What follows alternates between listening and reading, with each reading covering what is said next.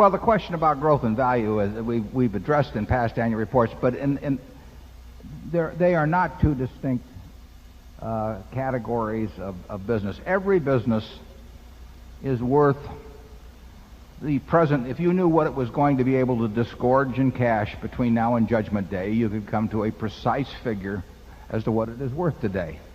Now, elements of that can be the ability to use additional capital at good rates.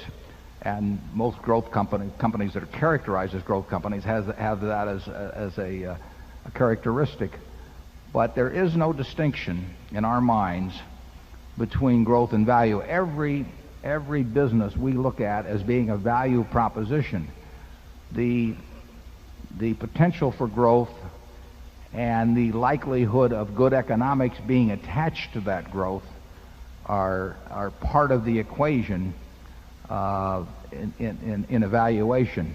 But they're all value decisions. A company that pays no dividends, growing 100% a year, is losing money now. That's a value decision. You have to decide how much value you're going to get. Actually, it's very simple. The first investment primer, when would you guess it was written? The first investment primer that I know of, and it was pretty good advice, was delivered in about 600 BC by Aesop. And Aesop, you'll remember, said, "A bird in the hand is worth two in the bush." Now, incidentally, Aesop did not know it was 600 BC. He was smart, but he wasn't that smart. Now, Aesop was onto something, but he didn't finish it, because there's a couple of other questions that go along with that. But it is an investment equation. A bird in the hand is worth two in the bush. He forgot to say exactly when you were going to get the two from the bush, and he forgot to say what interest rates were that you had to measure this against. But if he'd given those two factors, he would have defined investment for the next 2,600 years, because a bird in the hand is, you will trade a bird in the hand, which is investing. You lay out cash today, and then the question is, as an investment decision, you have to evaluate how many birds are in the bush. You may think there are two birds in the bush or three birds in the bush, and you have to decide when they're going to come out and when you're going to acquire them. Now, if interest rates are 5%, and you're going to get two birds from the bush in 5 years, we'll say, versus one now, two birds in the bush are much better than a bird in the hand now. So you want to trade your bird in the hand and say, I'll take two birds in the bush, because if you're going to get them in 5 years, that's roughly 14% compounded annually, and interest rates are only 5%.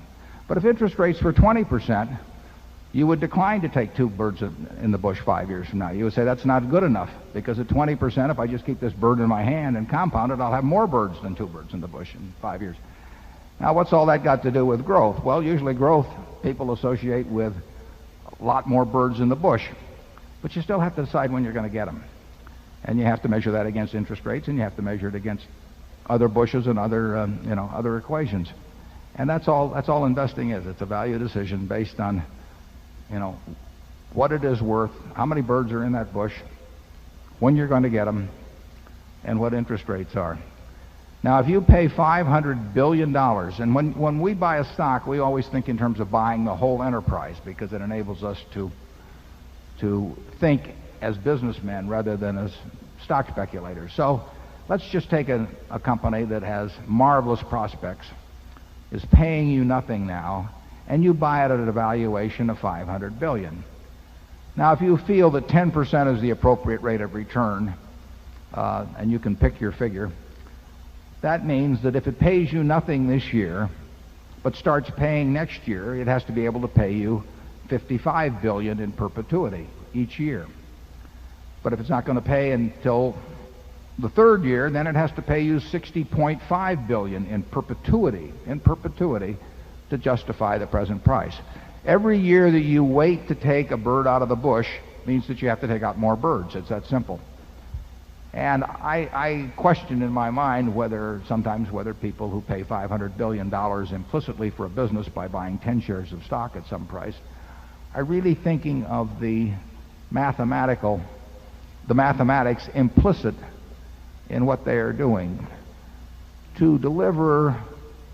Let's just assume that there's only going to be a 1-year delay before the business starts paying out to you, and you want to get a 10% return, and you pay $500 billion. That means $55 billion of cash that they have to be able to disgorge to you year after year after year. To do that, they have to make perhaps $80 billion or close to it pre-tax.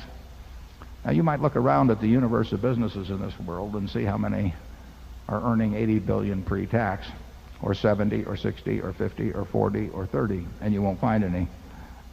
So it requires a rather extraordinary change in profitability to give you enough birds out of that particular bush to make it worthwhile to give up the one that you have in your hand. The second part of your question about whether we'd be willing to buy a wonderful business at 4 times earnings, I think I could get even Charlie interested in that. But let's hear it from Charlie. I'd like to know what that is. He was hoping you would ask that, the fellow that's got all his net worth in this stock and who has a captive audience. Tell us what it is. You got to tell us. We're begging you. You want the name of the company? We want the name of the company. We're dying to get the name. Wait till I get my pencil out. Okay. It's called National RV, and it's based in California, and they sell recreational vehicles. Okay. Well, you've got a crowd of people who have birds in the hand, and we will see what they do in terms of National RV.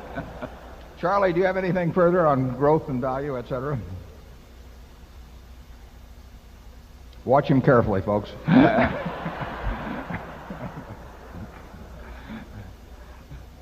Well, I agree that all intelligent investing is value investing. You have to acquire more than you really pay for, and that's a value judgment. But you can look for more than you're paying for in a lot of different ways. You can use filters to sift the investment universe, and if you stick with stocks that can't possibly be wonderful to just put away in your safe deposit box for 40 years, but are underpriced, then you have to keep moving around all the time. As they get closer to what you think the real value is, you have to sell them and then find others. And so it's an active kind of investing. The investing where you find a few great companies and just sit on your ass because you've correctly predicted the future, that is what it's very nice to be good at. The movie was G-rated, even though.